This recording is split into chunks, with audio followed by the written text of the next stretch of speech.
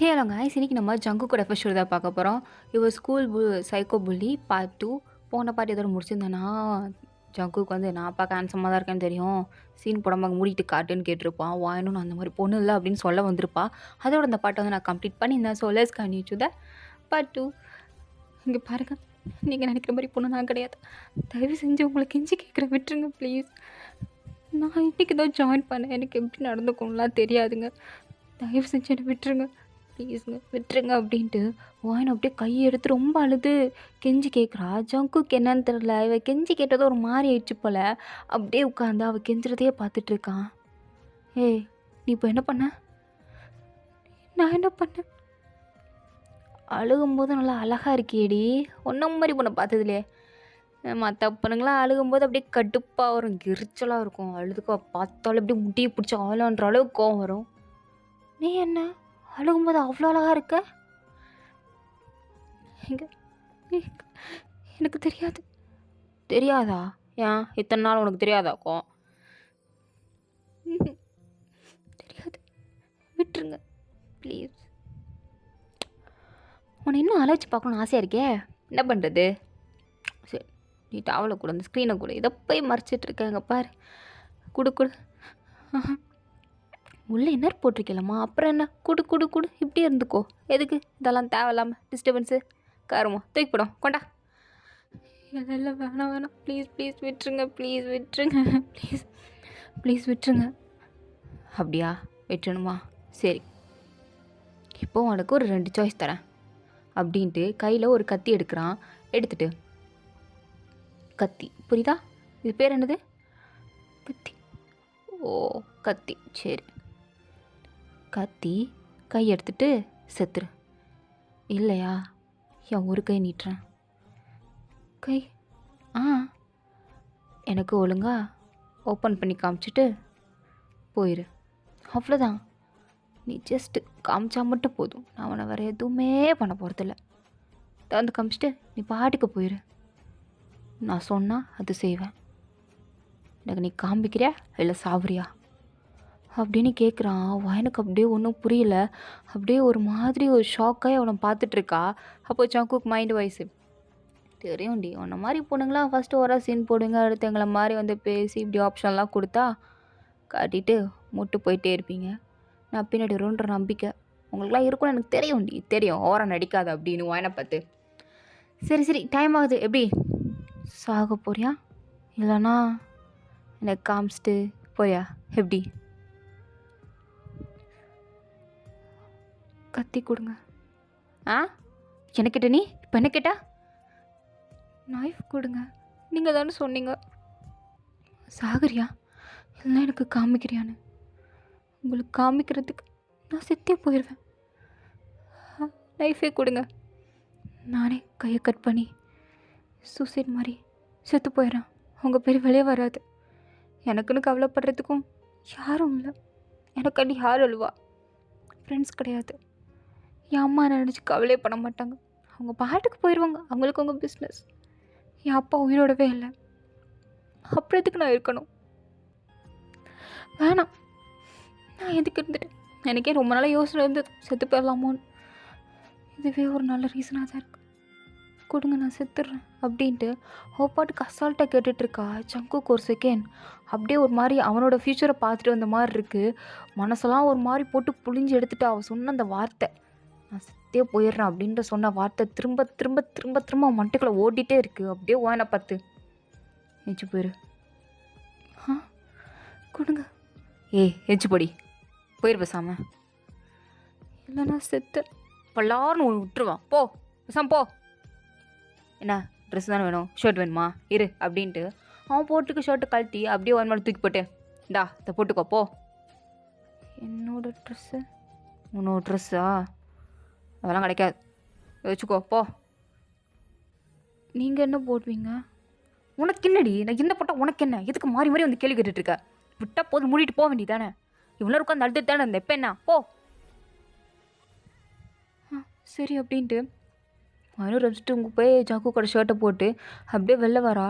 வெளில வந்து அவனே பார்த்து நின்றுட்டுருக்கா. அவனும் என்ன எதுக்கு என்ன பார்த்து நின்றுட்டுருக்கா, போ. ஏய் பர்மிஷன் இல்லை, ம். உண்மையாகவே உன்னை நினச்சி ஃபீல் பண்ண இந்த உலகத்தில் யாருமே இல்லையா? ம். யாருமே இல்லை. உண்மையாவா? உண்மையாவா நீ சொல்கிற? ம். உண்மையாதான். யாரும் இல்லை. சரி போ. போவா. ஆ ஷூ ஷூவை கழட்டி வச்சுட்டு போ. ஈவினிங் என்னை பார்த்துட்டு ஷூ வாங்கிட்டு போ. ஏன் என்னால் ஷூ இல்லாமலாம் நடக்க முடியாது. ஒரு நாள் நட, பனிஷ்மெண்ட் கொடுக்குறேன். நட, ஷூவை கழட்டி என்கிட்ட கொடு. இல்லை அது குட்டுன்னு சொன்னேன். குடுக்குறியா இல்லை திருப்பியும் பாத்ரூம்லுக்கு போட்டு மொத்தத்தையும் அவுக்கவா? இல்லை இல்லை நான் கழட்டி கொடுத்துட்றேன் அப்படின்ட்டு வாயின் எல்லாத்தையும் அப்படியே கழட்டி கொடுத்துட்டு விட்டால் போதும் அங்கேருந்து அப்படியே ஓடிட்டா. கிளாஸுக்கு வரா. கிளாஸில் எல்லோரும் ஒரு மாதிரி வாயினா பார்க்குறாங்க. அவள் ஷூ எல்லாம் வந்து நிற்கிறத பார்த்துட்டு. அது மூலம் ஷர்ட் வேறு ஜங்குக் ஷர்ட்டா, அது வேறு கொஞ்சம் பெருசாக இருக்கும். அதை வேறு பார்த்து எல்லோரும் காமெடி பண்ணி சிரிச்சிட்டு இருக்காங்க. வாயனுக்கு ஃபர்ஸ்ட் டே ஸ்கூலே ஒரு மாதிரி எப்படி சொல்கிறது, போதும் போதுன்னு ஆயிடுச்சு. ஒரு மாதிரி அழுகையாக வருது. பிரேக் டைமில் டெஸ்கில் படுத்து அவள் பாட்டுக்கு அழுதுட்டுருக்கா. ஆனால் யாருமே வாயினை கண்டுக்கல. அவங்க பாட்டுக்கு அவங்க வேலையை பார்த்துட்ருக்காங்க. இதில் ஜங்குக் வேறு, டே போர் அடிக்குது, அந்த வாயன் பிள்ளை என்ன கிளாஸ்ன்னு பாரு, போய் கலாச்சிட்டு வருவோம். டே என்னடா ஆச்சு உனக்கு? நீயே ரெஸ்ட் ரூமுக்குள்ளே போய் சம்பவம் பண்ணிட்டு வரேன்னு போனேன். கடைசி நினச்சிருந்தில்ல கொஞ்சம் நேரத்துலேயே ஒரு மாதிரி அவள் ஷூவை கையில் வச்சுட்டு ஒரு மாதிரி வந்தேன். வந்துட்டு வாயன் பாவோன்னு சொன்னேன். இப்போ என்னடா திருப்பியும் அவளை போய் கலாய்க்கலான்ற? அப்போ தோணுச்சுடா அவள் பாவன்னு, இப்போ தோணலடா. அதான்டா. ஏன்டா உனக்கு புரிஞ்சிக்கவே முடியல? அதான்டா ஜங்குக்கு. வா வா போய் அவளை கலாய்ச்சிட்டு வருவோம்.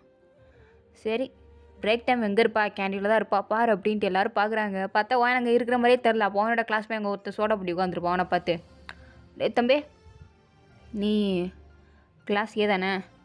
ஆமாண்ணா. சரி சரி. என்னண்ணா?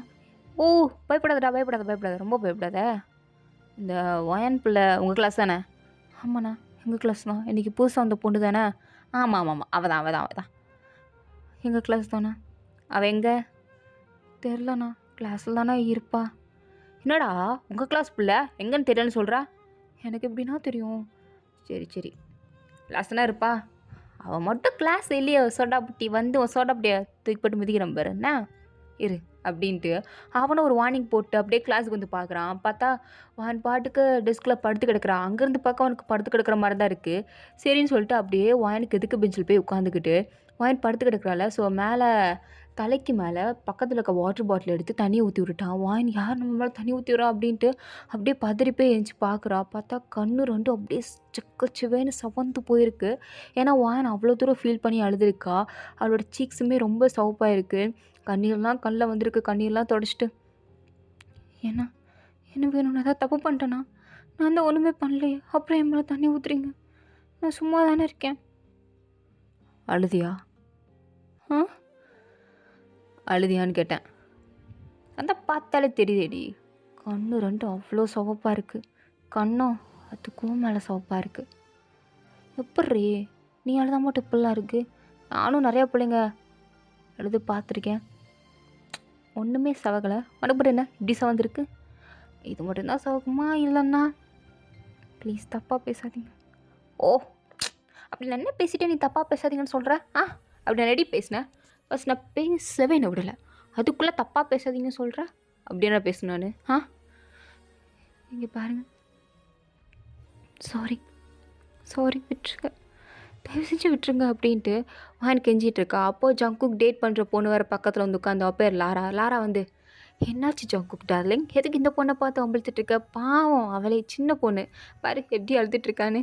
இவக்கிட்டே ஏன்டா வம்பிழுத்துட்ருக்க? வா நம்ம கேண்டீன் போகலாம், உனக்கு நான் பப்ஸ் வாங்கி தரேன். பா எனக்கு நான் பப்ஸே நீ மூட்டு பேத்துன்னு படி.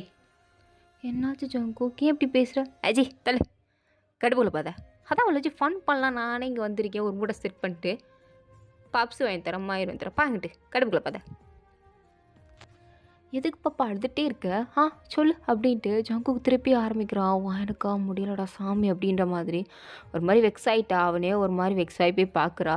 அப்போது அவள் கண்ணில் அவ்வளோ வேதனை தெரியுது. ஜங்குக்கு என்னன்னு தெரில, அவள் கண்ணை பார்க்க ஒரு மாதிரி மனசில் திரும்பியும் உருக்குற மாதிரியே இருக்குது. விடாமல் அவள் கண்ணே பார்த்துட்ருக்கா. அவள் கண்ணு பல சோகத்தை சொல்லுது. ஜங்குக்கு அதை நல்லா உத்து கவனிச்சிட்டு இருக்கான். ஜிமின் வந்து, மச்சான் என்னடா பண்ணிகிட்ருக்க? அந்த பிள்ளைய கலாய்க்கலான்னு வந்து சொல்லிவிட்டு அந்த புள்ள கண்ணை விடாமல் வெறிக்க பார்த்துட்ருக்க, அப்படின்னடா இருக்குதுல்ல. நீயே அவ கண்ணை கொஞ்சம் பாரு அப்படின்னு சொல்கிறான். சிவனு பார்க்குறான். பட் அவள் ஏதோ சோகத்தில் இருக்கா அப்படிங்கிறது தெரியுதே தவிர்த்து அவனுக்கு ஒன்றும் பண்ணல. என்னடா அவங்கள ஒன்றுமே இல்லையே, ஒன்றும் தெரியலையா அவனுக்கு? ம் கண்ணில் என்னன்னா மச்சான் தெரிய போகுது, ஒன்றும் தெரியாது. என்ன அவள் கண்ணில் தூசி ஏதாவது இருக்கா, போய் தொடச்சி விட போறியா? தூசி இருந்தால் தொடச்சி விட்டுடலாம் மச்சான், சோகம் இருந்தா அதை நம்மளால் துடைக்க முடியாது. அவளே தொடச்சிப்பா, இல்லை நாசமாக போவா, நம்மளுக்கு எதுக்கு, விடு. வாயன், உன் பேர் வாயன் தானே? ஆமாம்.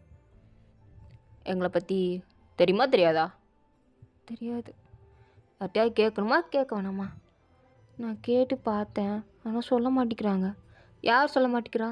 இதோ இந்த பொண்ணு தான் அப்படின்ட்டு பக்கத்தில் இருக்க பொண்ணை காட்டி விட்டுட்டா. அவள் அப்படியே புக்கை மறைச்சிட்டு இருக்கா. அப்போ ஜங்குக்கும், ஏய் வெள்ளவா, போனிட்டேலு 6 மணி வெள்ளவா. அட நம்ம லியா. என்ன இவ கேட்டாலாம், நீ சொல்லலையா? இல்லை இல்லைண்ணா, அது வந்து என்ன தடுமாறுற சிம்மனே, 2 போடுறான் அந்த பிள்ளைக்கு. என்ன போடுற மச்சான்? என்ன சொல்ல மாட்டியா? அதான் அவள் கேட்டிருக்கல்ல, எங்களை பற்றி கிட்ட நீ சொல்ல மாட்டியா? இல்லை பார்க்குறதுக்கே ஒரு மாதிரி வியர்டாக இருக்கா. இருந்தா சொல்ல மாட்டியா? இப்போ சொல்கிற நீ எங்களை பற்றி சொல்கிற, வாங்கிக்கிட்ட இப்போ சொல்கிற நீ அப்படின்னு சொல்லிட்டு இருக்கும்போதே கிளாஸுக்கு வந்து ஸ்டாஃப் வந்துட்டாங்க. ஜங்குக்கு அப்படியே வாயினை பார்த்து, லஞ்சுக்கு வரேன், லஞ்சுக்கு நீ என்ன பிரேக்ஃபாஸ்ட் வச்சுருக்க, சாரி லஞ்ச் வச்சுருக்க, எனக்கு எடுத்து வை, வர்றேன் சரியா? அப்போ வாயனா அப்படியே ஒரு மாதிரி அவனை பார்க்குறா. பார்த்துட்டு அவள் பாட்டுக்கு உட்காந்துக்கிட்டா. ஜங்குக்கு அங்கேருந்து மதிக்குதா, இப்போ இரு வர்றேன், இதுக்கும் சேர்த்து லஞ்சில் அவனை வச்சு செஞ்சுக்கிறான் அப்படின்ட்டு அவன் பாட்டு கத்தி விட்டுட்டு போயிட்டான். வாயனை அப்படியே ஒரு மாதிரி உட்காந்துருக்கா. அப்போ லியா தான், சரி சரி நீ அப்போதை கேட்ட, நான் தான் சொல்ல, ஏன் தப்பு தான், இப்போ சொல்கிறேன் கேட்டுக்கோ. அவனுக்கு தான் ஜங்குக்கு, ஜிமனை, வி, இவனுங்க 3 பேரும் ஸ்கூல்லே மிகப்பெரிய ஒரு கேங்ஸ்டர்னு சொல்லலாம். இவனுங்க 3 பேர் என்னன்னாலும் பண்ணலாம், யாரும் எதுவும் கேட்க மாட்டாங்க. ஸ்டாஃப் கிட்ட போய் நீ சொன்னால் கூட 1-2 ஸ்டாஃப் வேணால் ரியாக்ட் பண்ணுவாங்களே தவிர்த்து மித்த யாருமே சத்தியமாக ரியாக்ட் பண்ண மாட்டாங்க. ஏன் பிரின்ஸிபலே கண்டுக்க மாட்டாங்க. ஏன் இந்த ஸ்கூல் வந்து அவங்களோடதா? அப்படி சொல்ல முடியாது, மொத்தமாகவே அவனுங்க பணக்கார பசங்க. ஸோ யாருமே எதுவுமே கண்டுக்க மாட்டானுங்க. அவனுக்கு இஷ்டத்துக்கு தான் இருப்பானுங்க, அவனுக்கு சொல்கிறதா செய்வானுங்க. அவங்க இஷ்டத்தையும் மீறிட்டா அவங்க அப்பா சும்மா இருக்க மாட்டார்.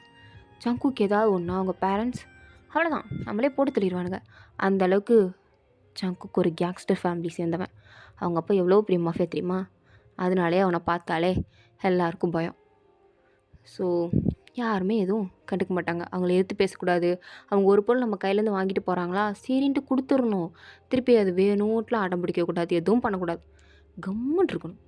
புரியுதா? நம்ம வேலை உண்டு நம்ம உண்டு கம்முன்னு இருந்தால் அவனுங்களும் அவங்க பாட்டுக்கு ஒரு 4-5 பேரை பிடிச்சி ரேகிங் பட்டு கம்முன்னு போயிடுவாங்க.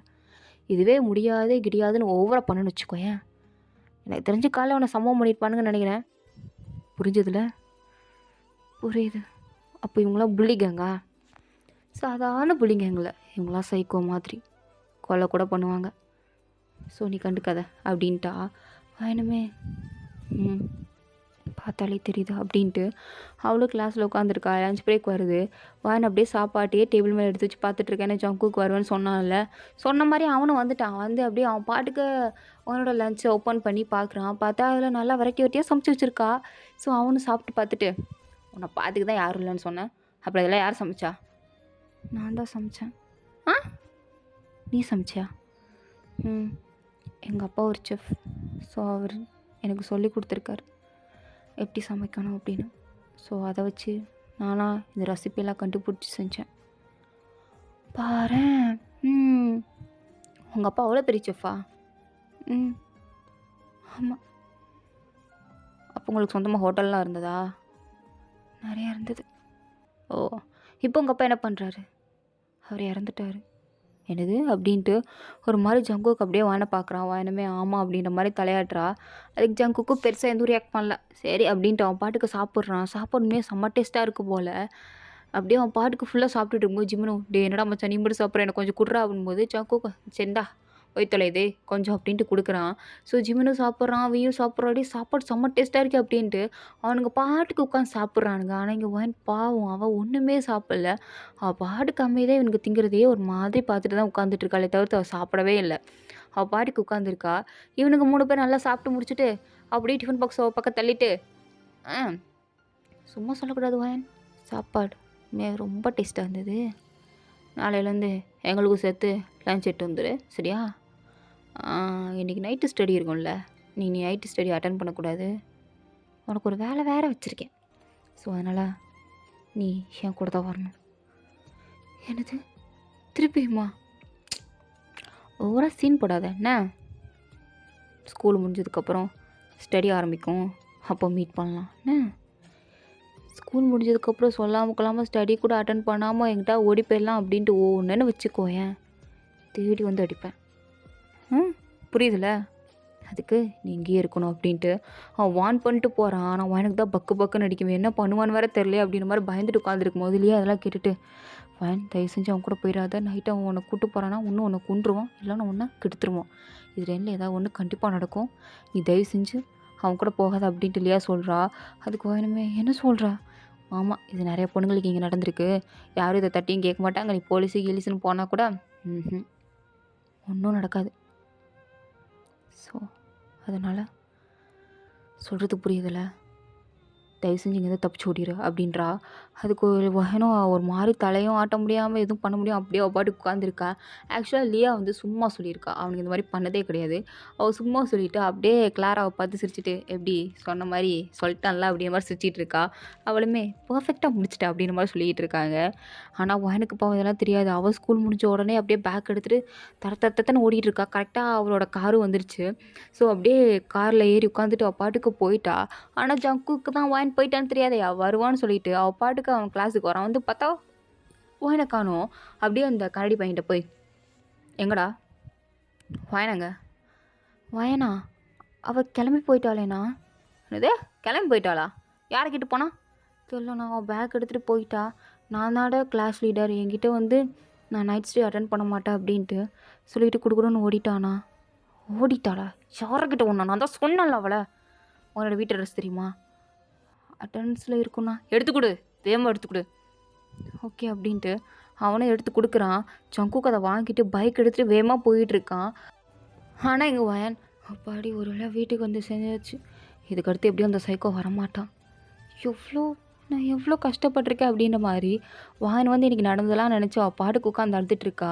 அதை சொல்லி ஆறுதலாக 4 வார்த்தை கேட்குறது கூட தொணன்னு அவளுக்கு யாரும் இல்லை. அவங்க அம்மாட்ட சொல்லி அழுகலான்னு பார்த்தா அவங்க அம்மாவும் இல்லை. வீட்டில் வேலை பார்க்குறதுக்கு யாருமே இல்லை, அவள் மட்டும்தான் இருக்கா. ஸோ இதெல்லாம் நினச்சி அப்படியே ஒரு மாதிரி அழுதுகிட்டே இருக்கா. ஜங்குக்கு இங்கே ஒரு வழியாக உன்னோட வீட்டு வாசலில் பைக்கை ஸ்டாப் பண்ணிட்டு, இங்கே தான் இருக்கியா? இதோ வந்துட்டேன் வயன், வந்துட்டேன், எனக்காக வெயிட் பண்ண சொன்னால் போறியா நீ? உன்னை தேடியே வந்துட்டேன் பாரு அப்படின்ட்டு அவன் பைக்லேருந்து இறங்கி வரான். ஸோ இதோட அந்த பார்ட் வந்து கம்ப்ளீட் ஆகுது. தேங்க் ஃபார் வாட்சிங். அவனுக்காச்சும் உங்களுக்கு பிடிச்சிருந்தா லைக் பண்ணுங்கள் ப்ளீஸ். மறந்துடாமல் எல்லோரும் சப்ஸ்கிரைப் பண்ணுங்கப்பா. ஓகேவா? Tata bye, see you later, bye.